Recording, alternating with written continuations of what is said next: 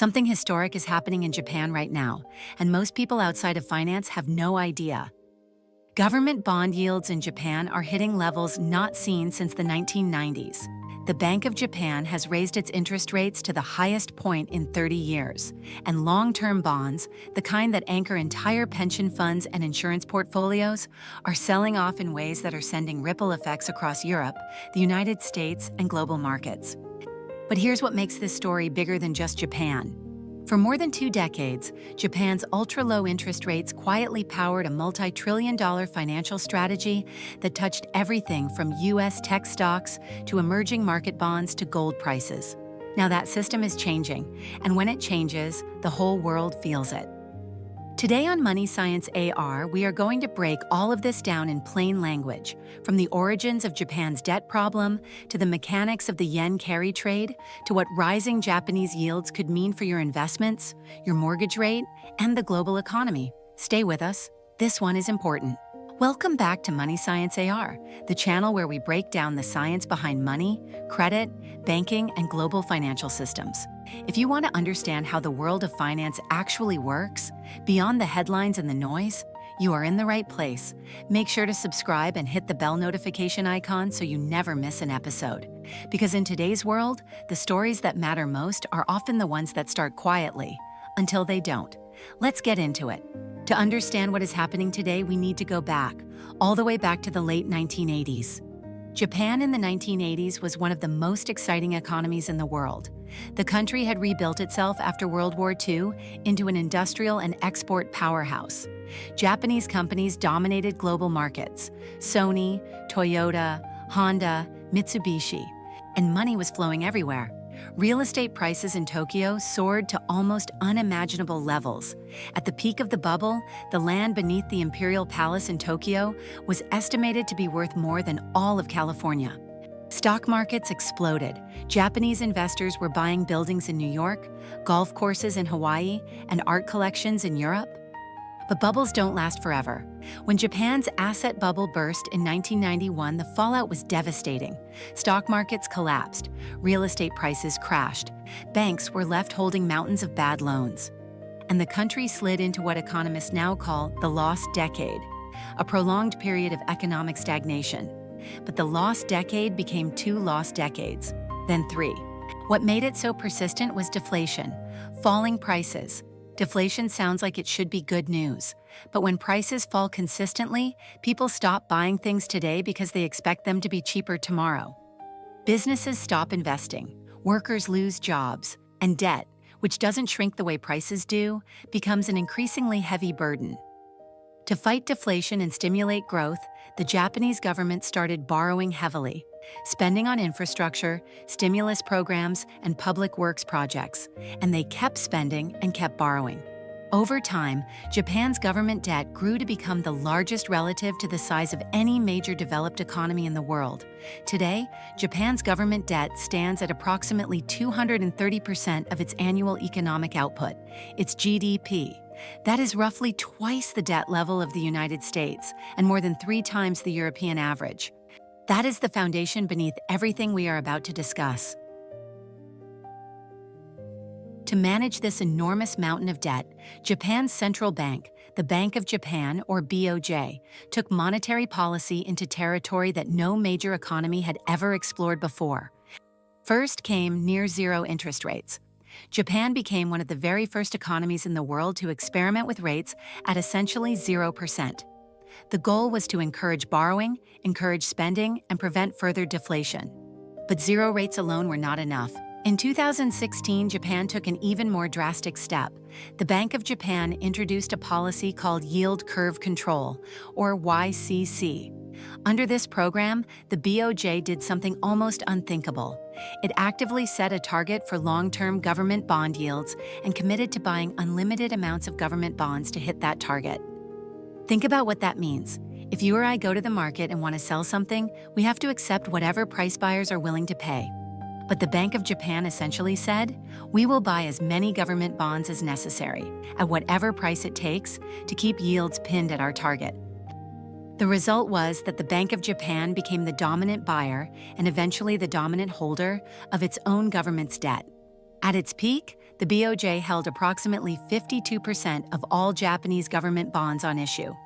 The Central Bank of Japan owned more than half of Japan's own national debt. That is an extraordinary and unprecedented situation.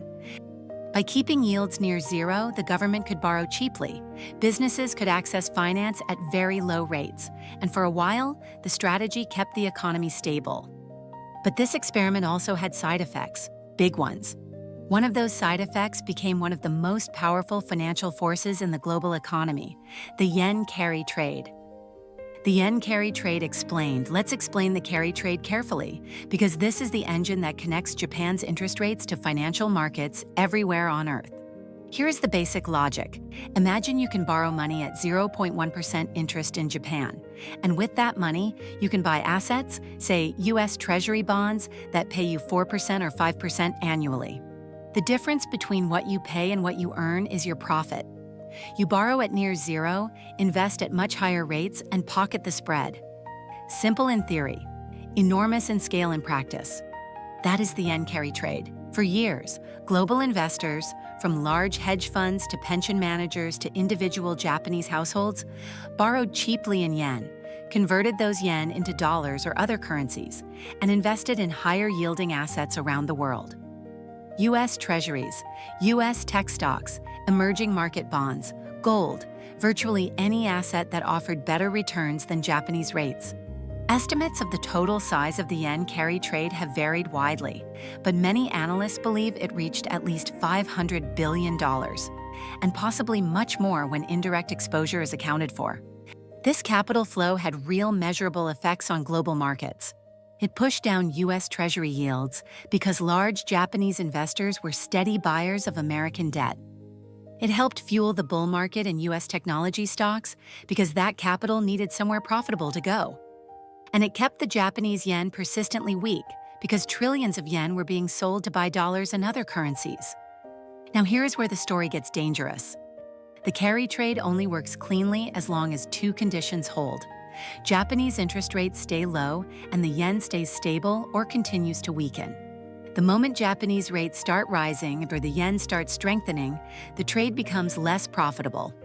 And if the change is sudden enough, investors who are borrowing in yen to fund other assets face margin calls. They are forced to sell those assets quickly, convert back to yen, and repay their loans. We already saw a preview of what this looks like.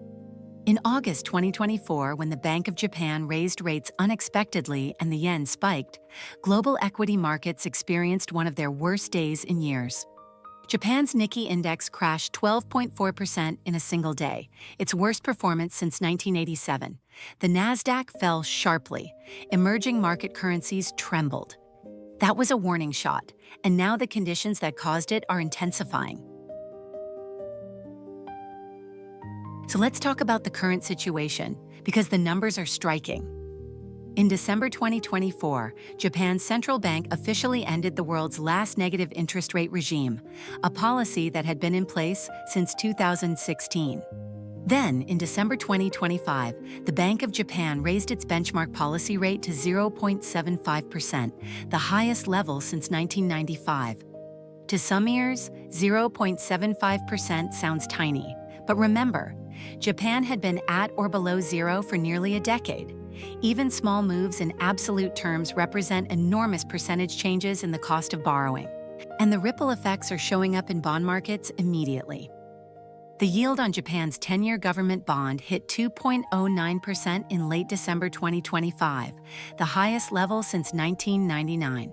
The 20-year bond yield rose above 2.9%, and the 30-year bond yield hit a record high of over 3.4%. These are not just statistics, they represent a complete repricing of the world's second-largest government bond market. Why are long-term yields rising so dramatically? There are several reasons. First, the Bank of Japan is no longer the unlimited buyer it once was. Having abandoned yield curve control in March 2024 and having begun a process of quantitative tightening, actively reducing its bond holdings, the BOJ is stepping back from the market. Without that guaranteed buyer, bond prices fall naturally and yields rise. Second, inflation in Japan has now stayed above the BOJ's 2% target for 43 consecutive months. The era of deflation that defined Japan for decades is over. And when inflation persists, bond investors demand higher yields to compensate for the erosion of purchasing power.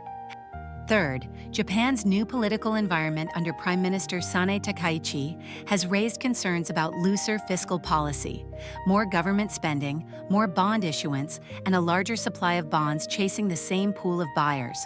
Fourth, and perhaps most importantly for global markets, foreign investors, who have increasingly stepped in to buy Japanese government bonds as the BOJ has stepped back, are more sensitive to fiscal risk. When they get nervous, they demand higher yields as compensation. The result is a bond market that is repricing faster than many expected. The global domino effect. Here is where the story gets truly global. Japan is not just any country. It is the world's largest net creditor nation. Its net international investment position, the difference between what Japan owns abroad and what foreigners own in Japan, stands at approximately $3.66 trillion as of late 2025. That is a staggering amount of overseas wealth sitting in the hands of Japanese institutions. Japanese banks, insurance companies, and pension funds have for years deployed that wealth into foreign markets, particularly U.S. Treasury bonds and European government debt, precisely because yields at home were so low. But now yields at home are rising, and that changes the calculation. If a Japanese pension fund can earn 2% on a domestic Japanese government bond, a bond denominated in its own currency with no exchange rate risk, it becomes less compelling to buy a foreign bond that offers, say, 4.5%, but requires hedging currency exposure. After the cost of currency hedging, the real return on a U.S. Treasury bond for a Japanese investor can actually turn negative compared to simply holding domestic bonds. This means the incentive to invest abroad is shrinking, and that matters enormously for the United States. The U.S. government is currently running a budget deficit of approximately $2 trillion per year. To finance that deficit, the Treasury must issue massive amounts of new bonds. It needs buyers. If Japan, one of the largest and most reliable buyers of U.S. government debt, begins to redirect capital back home, the U.S. Treasury market faces a problem: too much supply and too little demand. That forces yields higher to attract new buyers. Higher Treasury yields mean higher mortgage rates, higher corporate borrowing costs, a higher discount rate for stock valuations. In other words, tighter financial conditions across the entire U.S. economy. We already saw Europe feel this impact.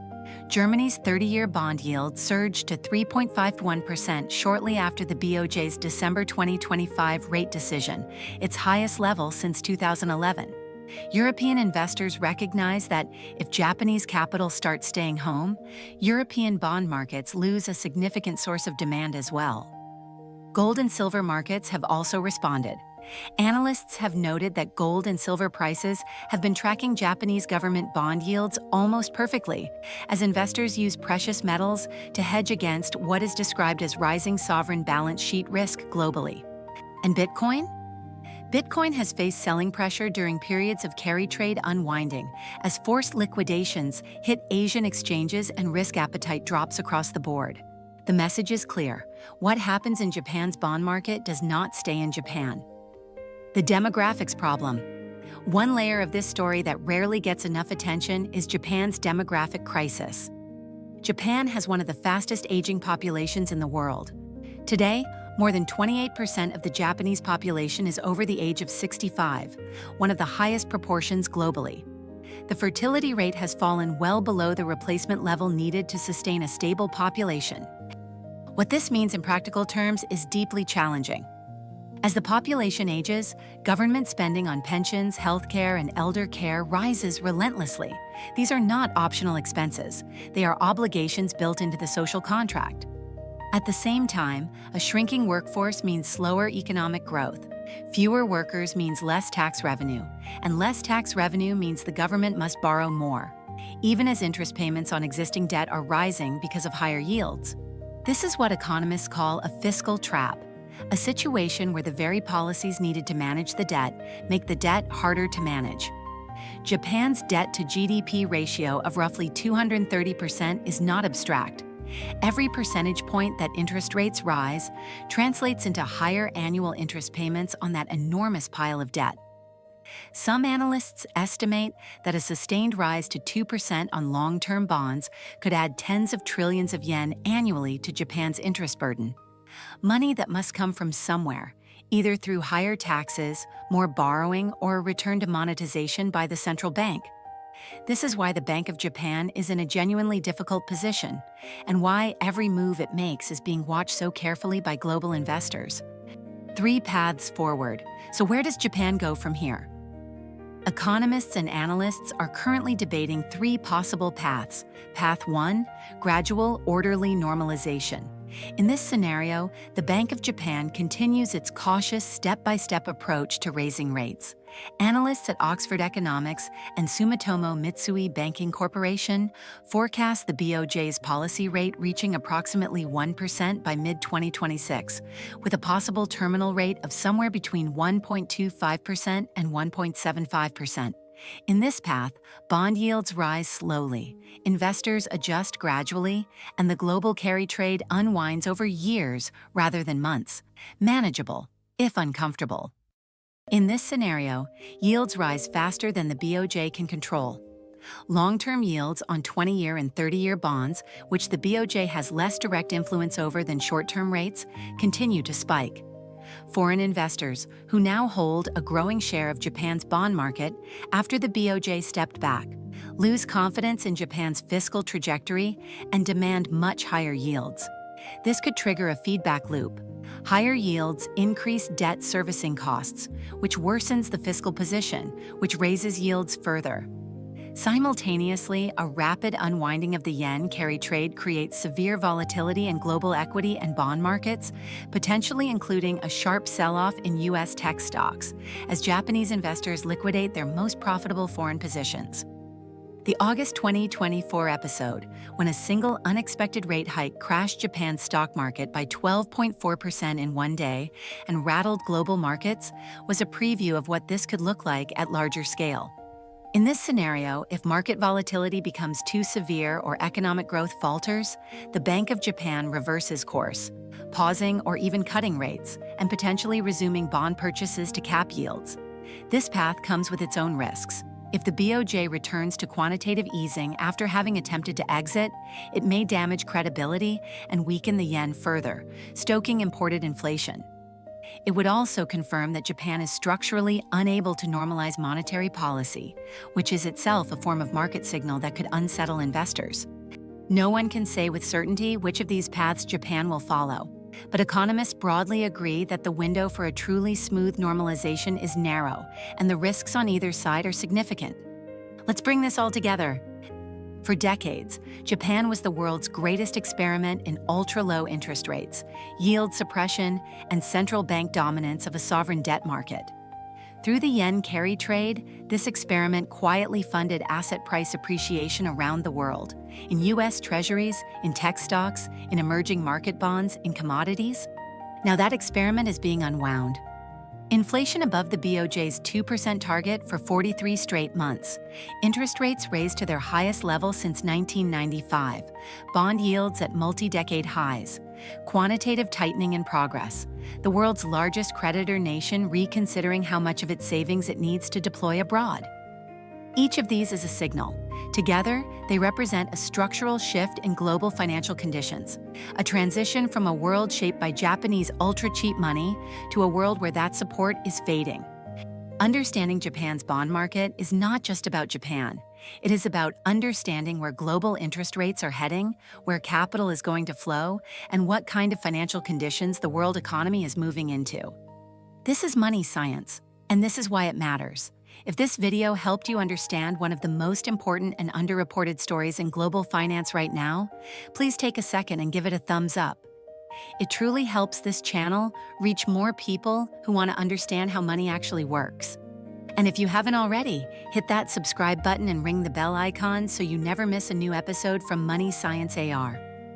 We break down the systems behind money, from credit markets and central banks to global capital flows and economic shifts, in plain language that anyone can understand.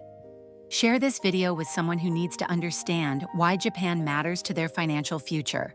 Because in today's world, no financial system operates in isolation. They are all connected. Thank you for watching Money Science AR. I'll see you in the next video.